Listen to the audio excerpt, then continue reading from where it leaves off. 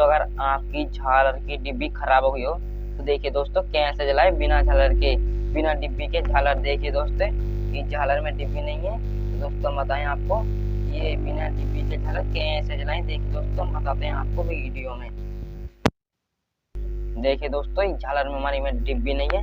देखिए दोस्तों हम बताएं आपको ये झालर बिना डिब्बी के कैसे जलाएं। देखिए दोस्तों हरे पीले नीले गुलाबी बल्ब है इसमें। देखिए 55 मीटर की झालर है। देखिए दोस्तों हम बताएं आपको बिना डिब्बी के झालर कैसे जलाएं। देखिए दोस्तों एक वायर ये रही बल्ब की, एक वायर ये रही बल्ब की। देखिए दोस्तों इन दोनों वायर को एक जगह कर लेनी है, समेट लेनी है।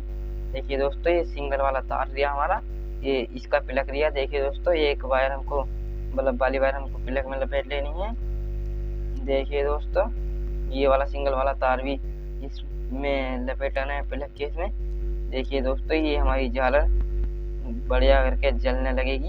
ये दोस्तों हम आपको चेक करके देंगे। देखिए दोस्तों ये झालर हमारी बढ़िया करके जल रही है। देखिए दोस्तों ये झालर अभी अच्छी तरीके से जल रही है। देखिए दोस्तों अगर आपको हमारी वीडियो अच्छी लगे लाइक करना, कमेंट करना, सब्सक्राइब करना, शेयर करना, ज़्यादा से ज़्यादा शेयर करना। देखिए दोस्तों